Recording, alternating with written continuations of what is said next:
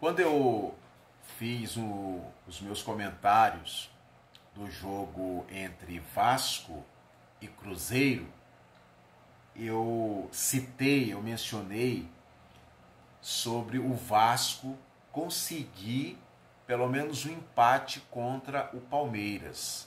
Porque aí para o Vasco seria o que a gente poderia considerar de sequência dos sonhos.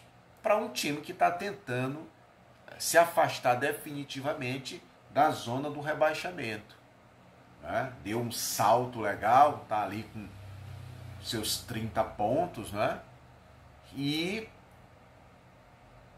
conseguir um pontinho lá em São Paulo contra o poderoso Palmeiras seria um lucro muito grande, porque conseguiria fechar essa sequência de 4 jogos. Eu tô me referindo contra só com a galera que está lá em cima. Contra o Flamengo empatou, contra o Bahia ganhou, é verdade, jogo atrasado, mas não importa, somou 3 pontos.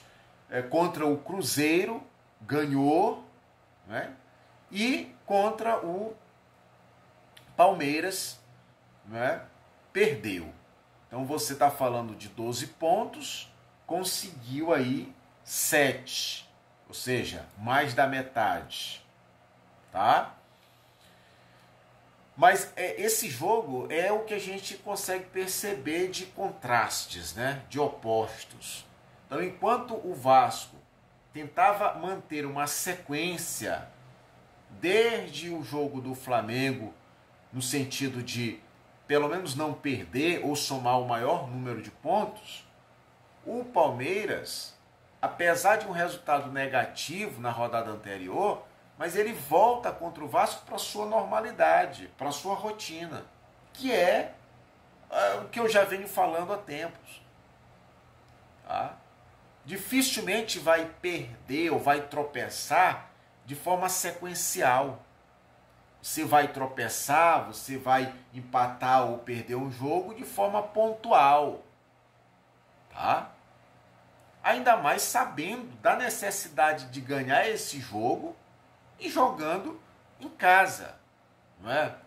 Com a força da sua torcida, para que pudesse então continuar perseguindo o líder, né, do campeonato. Inclusive está com 52 pontos, com 2 jogos a menos. A gente nunca pode esquecer desse detalhe, tá? 6 pontos só serão considerados depois que o jogo for jogado? Ok, mas são 6 pontos que a gente precisa considerar porque ele ainda não foi disputado. Então, para todos os efeitos, a gente não pode jamais esquecer dele. Assim como também o Flamengo vai disputar um jogo que está em atraso e aí são 3 pontos. Mas, vindo para o jogo, Palmeiras e Vasco. O Vasco tentou fazer um jogo de marcação alta, de marcação pressão lá na frente.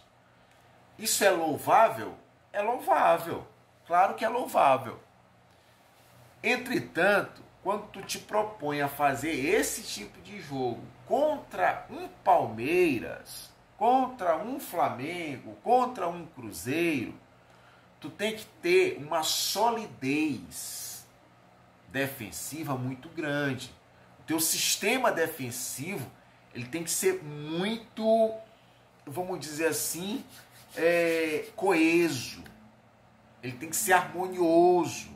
Claro, além de sólido, além de firme. Não é isso? Por quê? Porque se tu vai lá em cima fazer essa marcação alta, não é? Lá no campo do outro, fazer essa marcação alta, mas por qualquer deslize isso não funciona, o que vai acontecer? Na hora que o time, no caso o Palmeiras, sair, meu amigo, conseguir sair dessa marcação alta, ele vai ter, com certeza, mais facilidade para chegar no gol, no teu gol.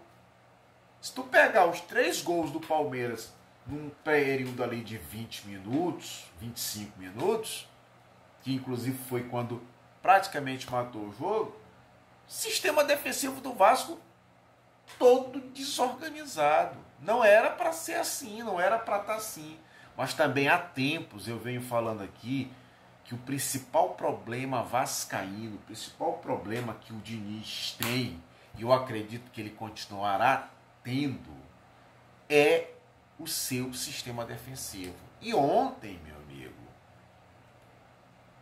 nessa rodada aí até de 26ª rodada, cara, o que se viu foi o Vasco literalmente batendo cabeça, cara. Né? Até o PH que eu mencionei como o melhor da partida contra o Cruzeiro, que eu elogiei ele, ontem ele não foi tão bem, né? Um dos gols palmeirense foi em cima dele, o Vitor Roque botou ele para dançar, literalmente, né? Mas aí você não pode também depositar toda a responsabilidade em cima de um jogador, de um único jogador. Claro que não. Estou citando aqui um exemplo isolado, uma situação isolada, para dizer que o sistema defensivo do Vasco é e provavelmente continuará sendo o grande gargalo desse time vascaíno. Tá? Então, se do meio para frente tu tem ali um Verratti que mesmo muito mal, né, o Verratti não está no melhor da sua plenitude. Não tá. A gente sabe que o Verratti é um cara hoje que ele entra para se entregar. Né? Ele entra para se entregar. Mas, tecnicamente, o Verratti está muito mal. Está muito mal. Mas mesmo tu tendo um Verratti muito mal, tu tem um Ryan, tu tem um Coutinho ali criando, as descidas do PH, mas se o teu sistema defensivo ele deixa a desejar, tu sempre parece que vai ser pego de calça curta a todo e qualquer momento. Isso é um problemão, isso é uma coisa muito séria. Por outro lado, o Palmeiras não tem nada a ver com isso. Como diz o outro, não é isso? Não é mesmo? O Palmeiras simplesmente, depois que conseguiu os 3-0, conseguiu construir o placar, ele foi só administrar o resultado, que é muito típico, né? Que é muito normal do time palmeirense. Né? Então o Vasco tentou ali ainda fazer uma pressão ali no segundo tempo, não sei o que, ir para cima, sei o quê, mas é um time que esbarrou aqui também. Ontem na parte, eu falei da parte defensiva, mas a parte ofensiva ontem também não funcionou. Então, as péssimas finalizações fizeram com que o Vasco simplesmente deixasse de ser um perigo, né, de uma ameaça para o Palmeiras. Se o Vasco foi aquele time muito eficaz contra o Cruzeiro, ficou muito longe disso contra o Palmeiras. Tá?